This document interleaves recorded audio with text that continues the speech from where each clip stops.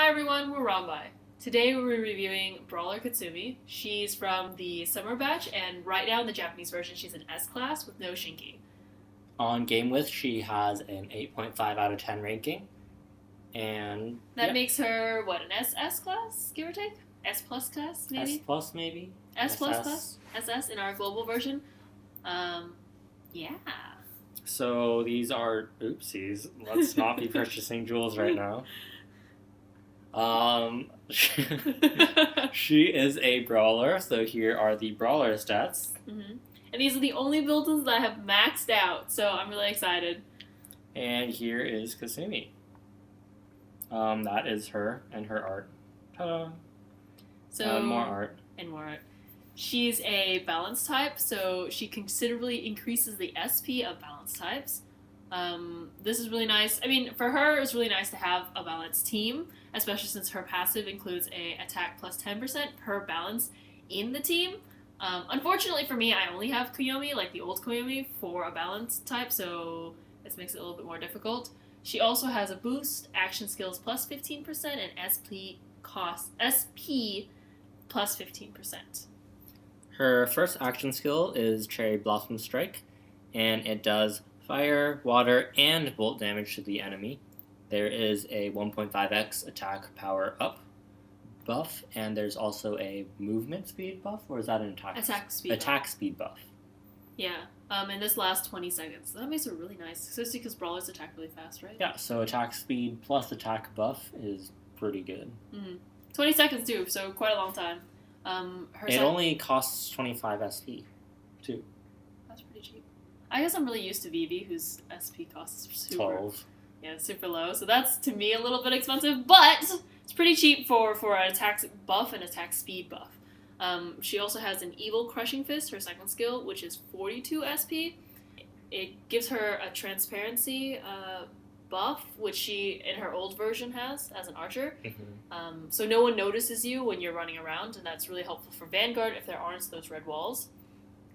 And there's also a beam attack, and it is controllable. Mm-hmm. But yeah. It's really short, which you'll see, but it's definitely controllable. Okay. Let us choose a stage to demonstrate on. I didn't expect her to go from having, like, a full outfit to having, like, that kind of bikini. Like, zero clothes? Yeah. I didn't expect that, but she's cute in both ways. It's not fair. Alright, here is the stage, and obviously standard movement speed and attack speed. Now let's try out her first skill, and you can see that she attacks 3 times. I couldn't show the bolt damage because everyone was dead by then. And you can see there's the attack speed buff. And the attack buff. Right. And there's her speed buff. So you can see faster attack slightly.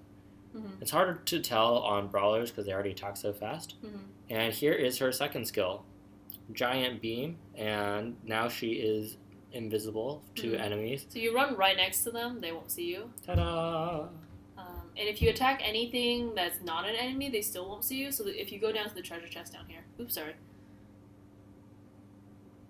There's a treasure chest on that side. Go to the left. Yeah, it's gone. Oh, okay.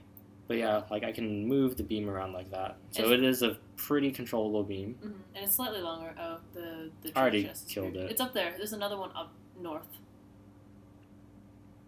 Yeah, I still have the buff, and if I break the treasure chest, I still have the buff. Right, but if you attack anybody... Then your buff disappears. Right. But her controllable beam is actually a little bit longer than I thought it would be. Yeah, a little bit, right? It's pretty short compared to, say, Shizuku's. But, of course, it's a beam. It's a constant beam as opposed to individual slash effects. So you will for sure hit anything that you are circling for. Right. And it's a little bit longer than Lancer in Helmina's. I can show you the damage on here. So she does 2 fire attacks, 1 water attack, and 1 bolt attack. And each swing does 2 attacks or 3 attacks? I can't really tell. That was really fast. I can't tell. You want to try again? Sure. Yeah. Let's go and demonstrate her first skill to properly see her damage. Yeah. Oh, I forgot that the gates actually are our goal. Yeah, so we can actually succeed. For once. Actually, I think we failed that time as well. Oops. I mean, we definitely failed that time, but we failed in a lot of our videos. So if you go back and you watch us do any of these, we failed. I think the only one we passed was the first one. I think it was Sophie's, because I switched to Vivi to skill Yes. down the thing because I didn't have any SP left to attack the gate with quickly. Okay. Because we had 7 seconds or something. One more time. Oops, that is not the right thing to attack. Yeah. It looks like it's 2 of everything. It's two per swing. 2 attack per swing.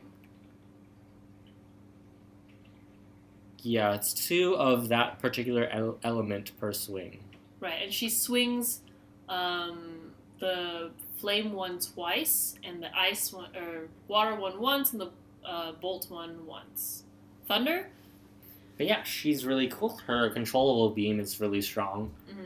And of course, right now, since there is the Cursed Fist available in our version, her beam can like destroy anything. But yeah, so they do have cursed weapons for other classes. They're just not available in our game yet. So until we do get them and we have other controllable beams for other characters, she is probably one of the strongest beams in the game right now. Summer Kasumi is really cool, and it's worth rolling for. Hi everyone, we're ROMbi.